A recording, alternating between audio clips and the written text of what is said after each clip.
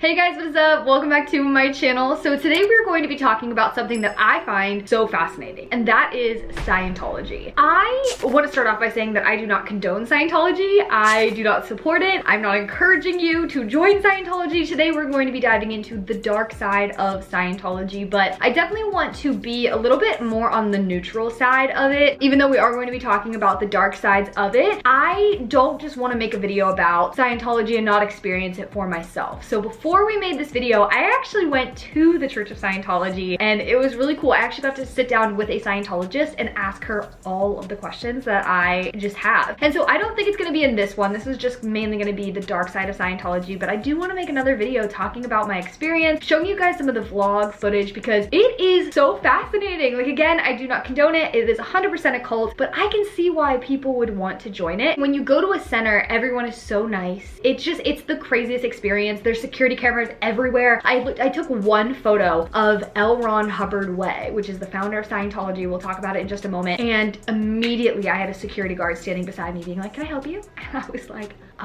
yeah, it was so crazy how fast and how many cameras there are and just how nice to you they are, and then they never leave you alone whenever you're in the center. So that'll be for a whole nother video. So let's talk about what is Scientology. Scientology was developed by a man named L Ron Hubbard. So this is a religion, and I put air quotes because that's just problematic in itself. But again, we're gonna get to that all in a little bit. And the word Scientology means knowing how to know. Now, I'm not gonna lie, on the website, their marketing is on point, like absolutely on point. I went to school for marketing, and it's really cool to look at it from that perspective because they do such an amazing job at targeting people who are really lost in life. They're wanting to try to find their purpose, or they're trying to maybe have a little bit more responsibility. They want to get involved, they want to meet friends, or people who just want to better themselves in general. What they do is they use a lot of children, inspiring music to provoke an emotional response. Everyone on the website, like through their videos, they seem so friendly, so happy, and very proud to be a Scientologist. As you can imagine, on the website, they are not portrayed as crazy or weird or anything cult-like at all. They really advertise themselves as people who just want to better the planet and better themselves. Now, as a Scientologist, you believe that you are not a physical being, that you are a spiritual being. And they call this a thetan, or like a consciousness, a spiritual being. So I am a thetan, and I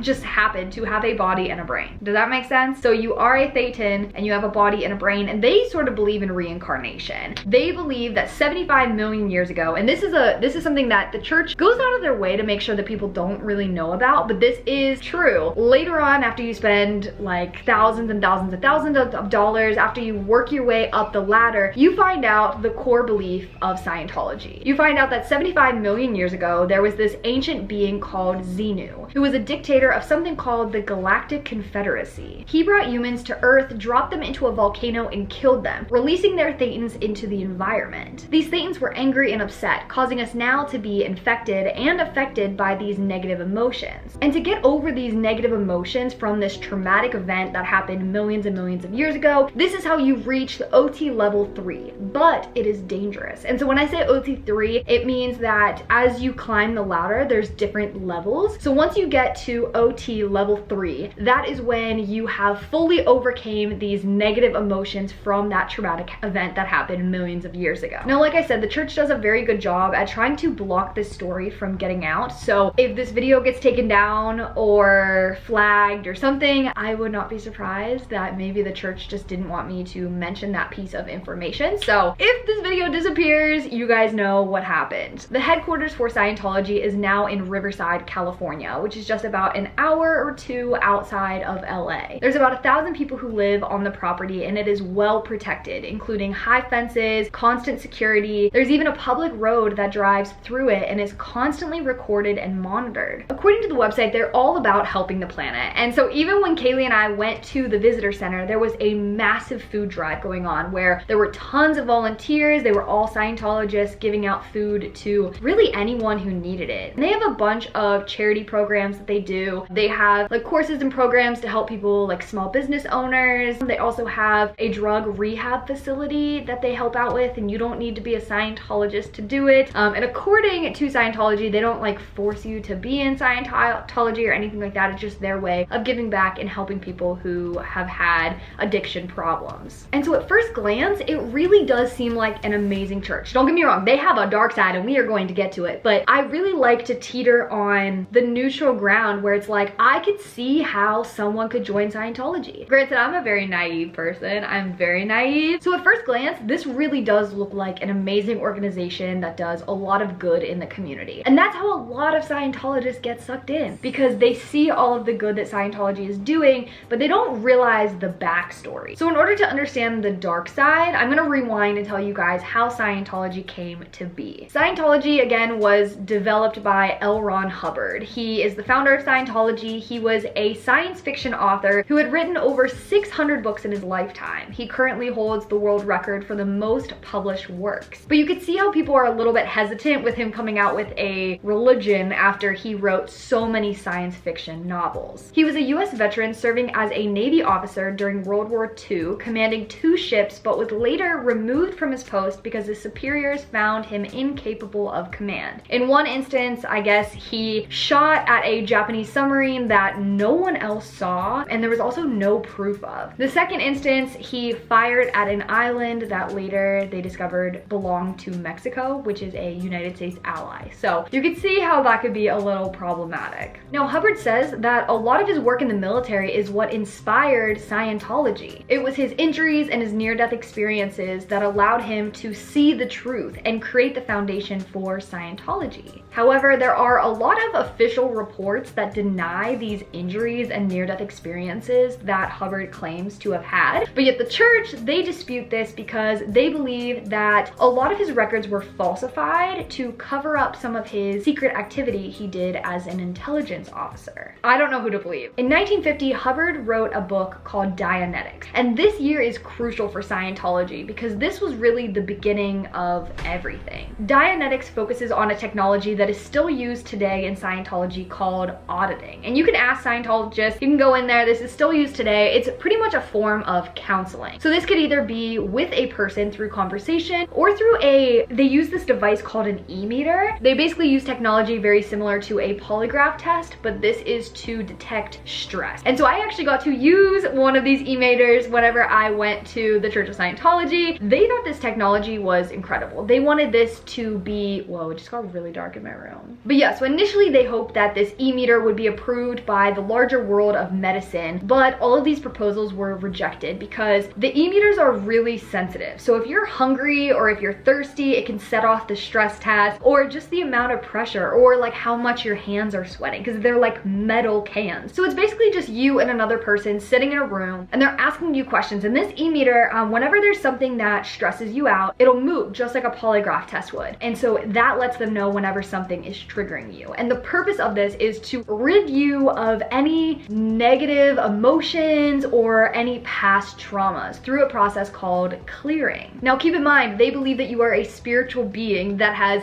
lived like 75 million years. So they believe pretty much in reincarnation. They believe that you're a spiritual being. And so they're not just trying to rid you of your trauma in this life. They're trying to help you overcome the traumas from past lives too. However, one thing that people don't realize is through these auditing sessions, you are literally telling them your deepest and darkest secrets. So they have that all on file for them to use at any point as blackmail or to discredit you if you were to ever leave or try to talk badly on the church. And that's scary to me because I think that's why a lot of celebrities, maybe they just stay really quiet and they don't speak out, or maybe that's why they just don't leave. It's because they realize like, oh my gosh, like the church has so much blackmail that they could use at any time. In 1954 is when L Ron Hubbard officially declared Scientology a religion. And that confuses me. I don't think I'll ever understand how Scientology is a religion, because whenever you go to the Welcome Center, I've asked them, I was like, do you believe in God? And they said that you can be a Methodist, you could be a Christian, you could be Jewish, you could be whatever, you could be Muslim,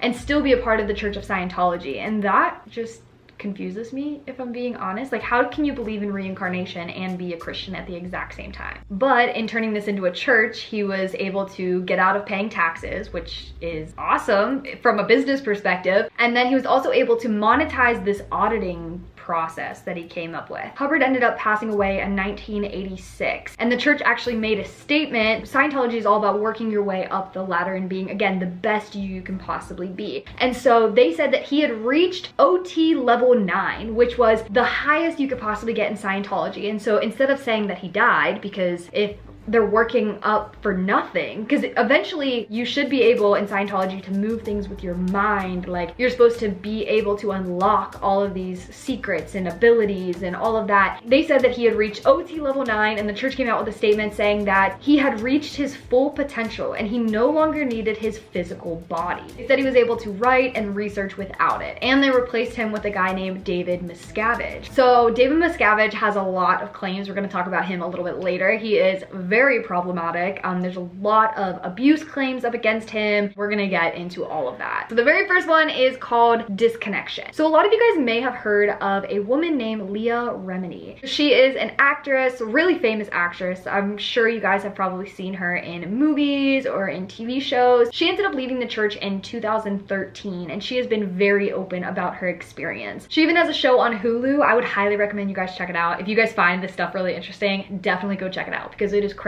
She interviews a bunch of people that have been in Scientology and left Scientology. She even interviews David Miscavige's dad. He's basically the Pope of Scientology, but he also has a bunch of accusations up against him. So it's really interesting to hear all of the accusation and the abuse literally from his own father. So from what I was able to find, it seems like if you're just a casual member of Scientology and just very quietly leave, don't speak out about the church, you should be fine. But then if you are a Sea Org member and you decide to leave, that's when things start to get a little bit complicated. Or if you are just a member of Scientology and you leave and again you speak negatively about the church, things are going to get really crazy really fast. There's a policy that says that anyone in Scientology cannot be connected to a non-Scientologist that has committed a suppressive act. And so if you commit a suppressive act, you are now labeled as a suppressive person or an enemy of the church. And so it's really crazy because if your parents are in Scientology, let's say you were raised in Scientology, and you decide that you want to leave, it's crazy because they'll shun you, the church will completely like turn your family against you, and then it's really scary for those people who were born into Scientology. That's all that they know. If you want to leave Scientology when you were born into it, it is so scary because a lot of times like they cook your food and they do everything for you, and so you're walking out not really knowing anything, not having any money, no family. Your family has shunned you, and in a weird way, they shun you out of love, in a way that's supposed to teach you a lesson and have you come back to your senses. There's also a policy called fair game, and this basically says that if someone is an enemy or a critic of Scientology, they can have pretty much anything done to them to get rid of the attacker without any consequences from the church. Now, ever since this policy has gotten out and the Hulu show was created, the churches came out and said that this policy was canceled. However, it may be canceled, but it still seems like it is carried out today, just like it was before. Okay, so we're gonna talk about the Sea Organization because I find this so fascinating. So the Sea Organization is like the highest of all high. It is like the Vatican of this religion. It is so pristine. You want to be in the Sea Organization. And these people devout many lifetimes to this Sea Organization and to Scientology. They have to sign a billion-year contract. Keep in mind, they don't believe that this is just one lifetime. You are saying that you will devote this lifetime to Scientology and every other lifetime that you have to Scientology. It is crazy, crazy, crazy stuff. Now, these people who signed this billion-year contract, they are agreeing that 7 days a week, 365 days a year, you are 100% in Scientology. You're going to be studying it, you're going to be practicing it, you're going to be living it out. You're agreeing to live communally, you don't have to cook, you don't have to pay rent, like literally everything is provided for you. And you could see how it would be really scary. Let's say like you were born into Scientology, you somehow ended up getting into the Sea Organization at the age of 12, and then imagine that kid being put into the Sea Organization, signing a billion-year contract at the age of 12, wanting to leave, and then let's say they do leave, they're shunned by their parents, they don't know how to cook, they don't know how to pay rent, they make literally no money, they probably don't even have a high school diploma, they're just left with nothing to figure out the world. Like, that is terrifying. And they really go above and beyond to make sure that they can keep the people in Scientology because they're not getting any new members. You also have to have a lot of money to be a Scientologist because again, it's all about working its way up the ladder. And if you guys don't believe me, look at some of their books. Like, this is something that I thought was really interesting because when you hear people talk about the volcanoes, a lot of times the church will dispute that and they'll be like, no, like that's not true. Look at their books. Like when we're telling you the stuff about like the volcanoes and the ladders, like they'll have volcanoes on their books. They'll have ladders on their books. Like it is true. Like you have to work your way up the ladder and it's not cheap. Some auditing sessions can be as cheap as $2,750, but some sessions could be $100,000. Leah Remini has came out and she said she has given at least $3 million to this church. And that's probably why they love celebrities so much if you think about it. So celebrities play a really big part in helping recruit new members. So first came John Travolta and then there was Tom Cruise, which is probably one of the most well-known. Now let's talk about abuse and violence. There are a lot of accusations against the Church of Scientology for abuse, whether it's physical abuse, whether it's sexual, or whether it is. If you're a man, there's a lot of accusations that say men have been beat up by David Miscavige. And it's weird to think about because if you're in Scientology, David Miscavige is like the Pope. Like it is like being a Catholic and finding out that the Pope is like sexually assaulting people or being extremely violent. So there are accusations that if you're a man, David Miscavige will choke you out or punch you or literally just beat you up for really no reason. If you get on his bad side or you don't do what he says to do. If you watch Leah Remini's television show on Hulu, there was a guy where he was literally given an impossible task. And so he goes to the city council, he knew it wasn't gonna happen, and he comes back and David Miscavige just beats the crap out of him. And it's almost normalized because he is considered the Pope, right? And so people are like, oh, he must have just had a really stressful day, or oh, like I wonder what he did to deserve that. And it's crazy because you're manipulated into thinking that the criminal justice system is flawed, it's not out to help you, and so they don't report these cases because you almost don't have anywhere to go. If you get abused by the Pope of Scientology, who do you go to? But then there's a thing called the Hole. The Hole is apparently at the headquarters that is in Riverside, California, and this is where you go if you displease David Miscavige. You eat sludge and you are just treated really badly. You'll get beat up until you confess your crime. So a crime against the church is anything like questioning the church. That's another thing, is like questioning the church while you're in the church, not allowed. You are not allowed to question. Leah Remini actually got in trouble because she asked where David Miscavige's wife is, which is a gigantic story that again, I would love to cover because she disappeared. And so a lot of people believe that maybe she is locked up in the Hole. Maybe they got a divorce, maybe she did something wrong, and maybe she's held prisoner. But right now, David Miscavige's wife has not been seen for a really long time. So the whole thing is just so crazy to me, and it's also just so weird because if you go to the Church of Scientology and you don't know any of this stuff, you guys know I have notes, you don't know any of that stuff, I could totally see how someone could get sucked in. And so I think it's really important for us to continue to share the negative stuff about Scientology